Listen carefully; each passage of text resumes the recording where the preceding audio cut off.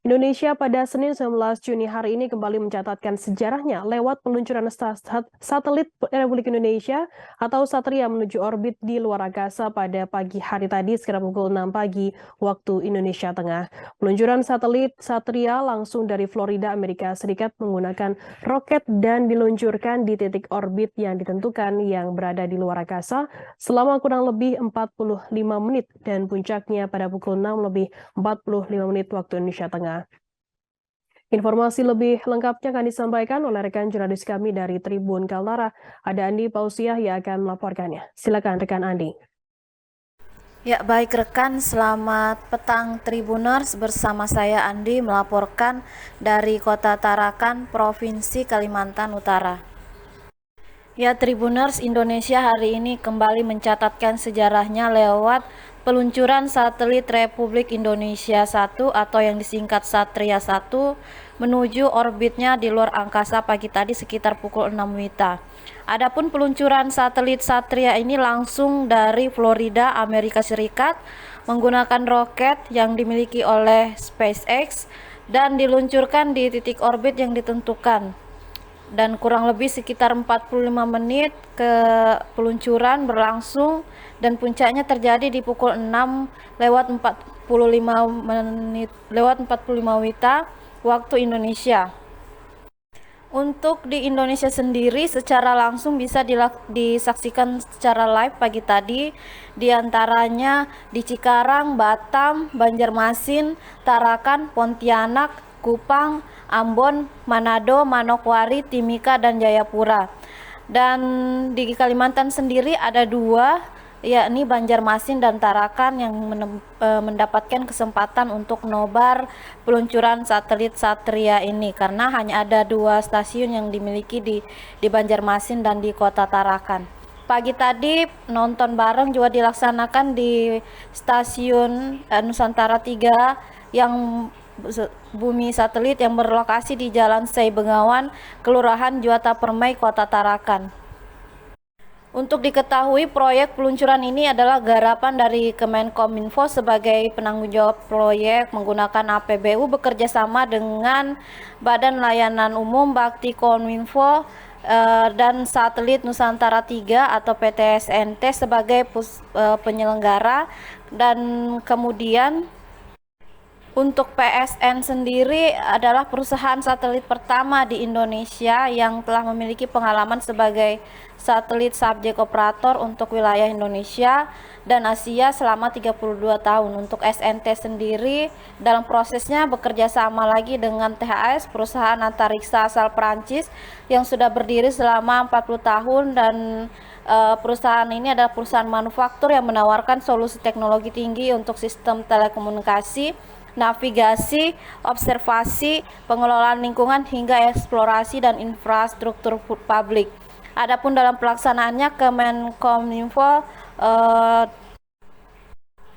untuk satelit ini menjadi satelit terbesar di Asia dan dikatakan nomor 5 di dunia dari sisi kapasitas. Satelit Satria ini diketahui memiliki 11 stasiun atau gateway tersebar di berbagai lokasi strategis di Indonesia. Salah satunya juga ada di Tarakan dan 9 lainnya ada di Cikarang, Batam, Banjarmasin, Tarakan, Pontianak, Kupang, Ambon, Manokwari, Manado, Timika, dan Jayapura. Diharapkan dengan selesainya peluncuran ini bisa menjangkau dan transformasi digital bisa tercipta. Pagi tadi bersama Kepala Dinas Komunikasi Informatika dan Statistik serta Persandian atau DKISP Kota Tarakan, Dr. Witoyo bersama jajaran ikut nobar dalam peluncuran satelit. Usai kegiatan peluncuran, ia memaparkan bahwa pada dasarnya Tarakan dalam hal ini mendukung program peluncuran Satria 1 dan diharapkan nanti transformasi digital bisa mencetak generasi cakap digital yang lebih banyak lagi. Ia juga melanjutkan bahwa saat ini untuk Tarakan sendiri titik blank spot hampir semuanya zero, alias tidak ada lagi titik blank spot yang ada di Tarakan kecuali di wilayah perairan dengan jarak 4 km. Saya juga mewawancarai Nanang Fatur Rahman selaku Divisi Layanan TI Bakti Kominfo yang merupakan Satker di bawah naungan Kominfo, menjelaskan bahwa untuk peluncuran Satria ini diharapkan bisa berdampak juga di Kaltara, khususnya di wilayah 3T, yakni fokusnya lebih banyak dinunukan di wilayah perbatasan yang harus lebih mendapat perhatian dan diawasi.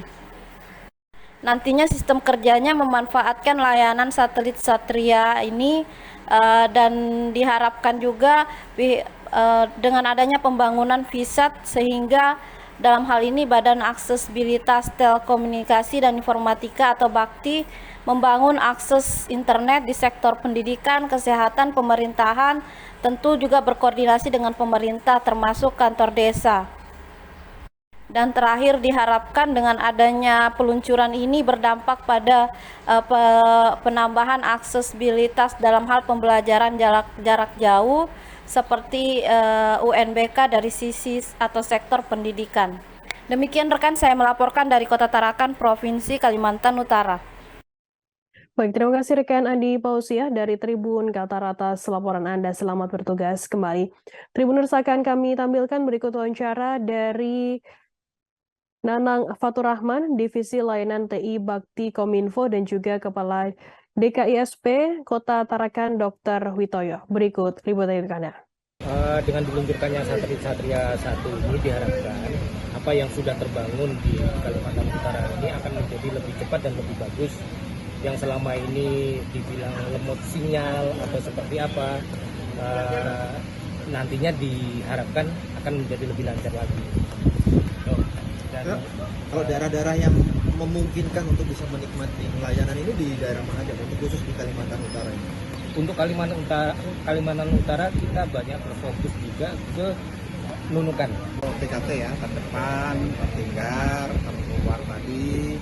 Nah ini yang banyak daerahnya kan daerah Nunukan, Malino.